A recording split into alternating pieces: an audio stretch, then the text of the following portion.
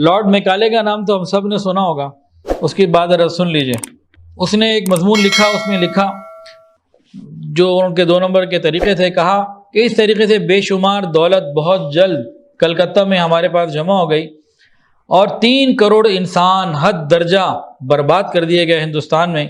بے شک ان لوگوں کو مظالم میں رہنے کی عادت تھی، مگر وہ مظالم اس قسم کے نہ تھے جو ہم نے وہاں پہ اپنائے۔ اور اس کی پھر آگے تفصیل ہے کہ پہلے ان کے اوپر جب کوئی مقامی حکمران ظلم کرتا تھا تو وہ اس کے خلاف بغاوت کر لیتے تھے، ہمارے خلاف تو بغاوت بھی نہ کر سکے۔ سر ولیم ڈگبی کہتا ہے قبل اس کے کہ جنگ پلاسی فتح ہوئی اور ہندوستان کے خزانے بہہ بہہ کر اس انگلینڈ کے اندر آنے لگے اور ہمارے ملک انگلستان کا جوار باٹھا نہایت نیچے تھا، خود انگلستان کی صنعتی ترقی بنگال کے بے شمار دولت کے ذخیروں اور کرناٹک کے خزانوں کی بدولت ہوئی۔ یہ خود ان کی کتابوں میں لکھا ہوا۔ لارڈ میکالے یہ لکھتا ہے کہ دولت کے دریا یہاں سے انگلستان کو بہتے چلے جاتے تھے۔ سر جان شور جس کا تعلق بنگال سول سروس سے تھا، قانون 1933 کے اوپر وہ بحث کرتے ہوئے لکھتا ہے لیکن ہندوستان کا عہد زریں سنہرا زمانہ گزر چکا ہے، جو دولت کبھی اس کے پاس تھی آج اس کا اکثر حصہ انگلستان بھیج دیا گیا۔ اچھا، ایک اور بھی طریقہ تھا ان کا، حکومتیں تبدیل کر کے پیسے کمانا۔ میر جعفر اور میر صادق جیسے لوگ ان کو مل گئے تھے، تو وہ محمد علی کو کرناٹک میں لے کر آئے اور میر جعفر کو بنگال میں لے کر آئے۔ ان کو تجربہ ہوا کہ یہ جو حکومت بدلتے ہیں ہمیں پیسے ملتے ہیں، تو یہ بھی ڈاکومنٹڈ چیز ہے۔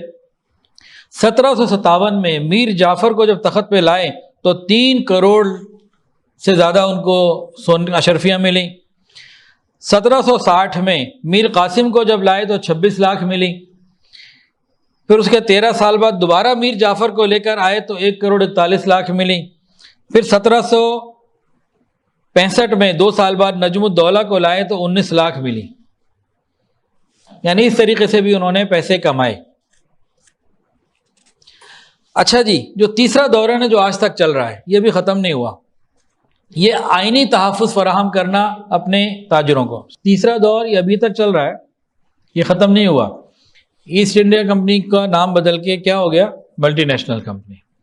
یہ آئینی تحفظ اپنے تاجروں کو دینا، جس میں دکھانا یہ کہ ہم آپ کے اوپر احسان کر رہے ہیں لیکن پس پردہ ہماری جڑیں کھوکھلی کر رہے ہیں۔ سر جان سیلور جو کہ مدراس کے بورڈ آف ریونیو کا صدر رہا ہے، آپ یہ سمجھ لیجئے کہ FBI کا صدر سمجھ لیجئے، ان کی FBI کا بورڈ آف ریونیو۔ وہ کہتا ہے جی ذرا سمجھنے والا جملہ ہے، بڑا عجیب، ہمارا طرز حکومت اسپنج سے بڑی مشابہت رکھتا ہے۔ اسپنج دیکھا کبھی آپ نے، فوم جو ہوتا ہے؟ کہتا ہے ہمارا طرز حکومت اسپنج سے بہت مشابہت رکھتا ہے، وہ گنگا کے دہانے سے ساری نعمتیں چوس لیتا ہے اور دریائے ٹیمز کے کنارے بہا دیتا ہے۔ یہ ان کا FBI کا بندہ، بورڈ آف ریونیو کا صدر، وہ کیا کہہ رہا ہے کہ ہمارا طرز ٹیکسیشن، ہمارا طرز حکومت ایسا ہے جیسے اسپنج، یہ دریائے گنگا سے چیزوں کو نچوڑ کر ہمارے دریاؤں میں بہا دیتا ہے۔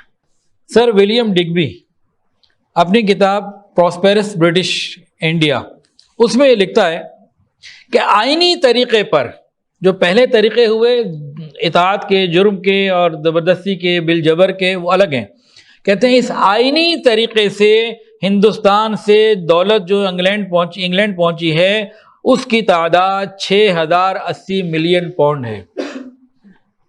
اس آئینی طریقے سے ہندوستان کی جو دولت انگلینڈ پہنچی ہے، اس کی تعداد 6080 ملین پاؤنڈ ہے۔